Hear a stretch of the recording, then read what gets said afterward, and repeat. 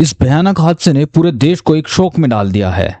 12 जून को अहमदाबाद से लंदन जा रहे एयर इंडिया का फ्लाइट जिसका नंबर AI-171 टेक ऑफ के चंद सेकंड बाद ही क्रैश हो गया, जिसमें 222 लोगों में से सिर्फ एक पैसेंजर जिंदा बच पाया है। इस वीडियो में हम देखेंगे कि दुनिया भर के लीडर्स ने इस ट्रेजेडी पर कैसे रिएक्ट किया, रेस्क्यू ऑपरेशंस क्या चल रहे हैं और अब आगे क्या होगा। मेरा नाम है कुंवर और स्वागत है आपका द बुलेटिन वर्ल्ड पर। देखो, 12 जून को एयर इंडिया की फ्लाइट जिसका नंबर 171 उसको लंदन के लिए उड़ान भरनी थी, जिसमें 242 पैसेंजर्स थे। वो तकरीबन 1:39 पर टेक ऑफ करती है और टेक ऑफ के कुछ सेकंड बाद ही पायलट मेडे कॉल देता है। जब तक एयर ट्रैफिक कंट्रोल कोई एक्शन ले पाता, ये प्लेन जा टकराता है पास ही के मेडिकल हॉस्पिटल के एक हॉस्टल से। ये क्रैश इतना भयंकर होता है कि एक पैसेंजर को छोड़कर बाकी सभी पैसेंजर्स ऑन द स्पॉट मारे जाते हैं। ये बोइंग का 787 ड्रीम लाइनर प्लेन था, जिसमें कुल 169 इंडियंस, 53 ब्रिटिशर्स, 7 पोर्टुगीज और एक कैनेडियन पैसेंजर शामिल था। अब समझ लेते हैं मेडे का मतलब क्या होता है। देखो, मेडे जो शब्द है वो फ्रेंच वर्ड मेडर से लिया आया है, जिसका मतलब होता है हेल्प मी। मेडे जो कोड वर्ड है वो केवल गंभीर इमरजेंसी सिचुएशन को सिग्नल करने के लिए ही इस्तेमाल किया जा सकता है। जब कोई जहाज या उसके लोग किसी ऐसी हालात में होते हैं जहां उनकी जिंदगी या जहाज को खतरा होता हो, तब पायलट 3 बार मेडे मेडे मेडे का कॉल करता है और रेडियो पर एयर ट्रैफिक कंट्रोल या आसपास के दूसरे जहाजों को पता चल जाता है कि इस पर्टिकुलर प्लेन को हेल्प की नीड है। आपके मन में एक सवाल होगा कि पायलट मेडे को 3 बार ही क्यों रिपीट करता है। देखो, 3 बार इसलिए रिपीट करता है ताकि रेडियो पर साफ समझा जा सके, कंफ्यूजन ना हो। और जैसे ही मेडे कॉल मिलता है तो उसके बाद तुरंत इमरजेंसी प्रोटोकॉल शुरू हो जाते हैं। अब देख लेते हैं इस ट्रेजेडिक इंसिडेंट पर दुनिया भर के लीडर्स ने कैसे रिएक्ट किया, और इवन पाकिस्तान के प्राइम मिनिस्टर ने भी इस पर्टिकुलर इंसिडेंट पर अपने रिएक्ट किया है। अगर ब्रिटेन के प्राइम मिनिस्टर कीर स्टीमर की बात करें तो उन्होंने ये ट्वीट किया है और कहा है, यह दृश्य बेहद दिल दहला देने वाला है।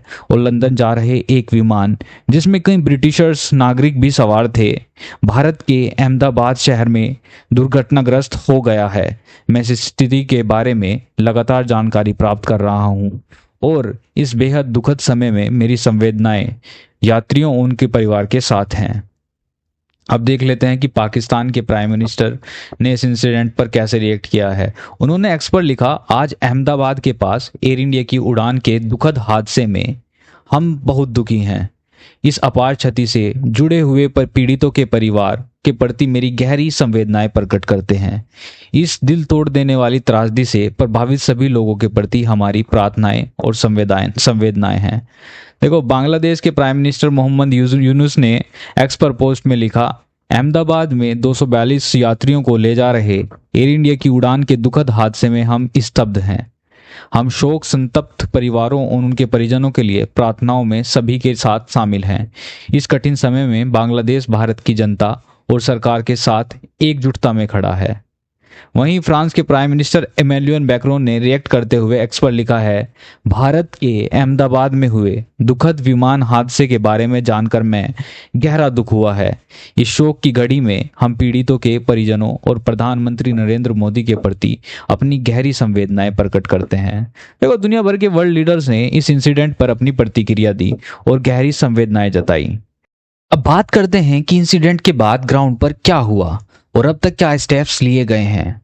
देखो, क्रैश के बाद इमरजेंसी टीम्स तुरंत क्रैश साइट पर पहुंच गई और रेस्क्यू, फायर ब्रिगेड और मेडिकल टीम्स ने अपना काम शुरू कर दिया।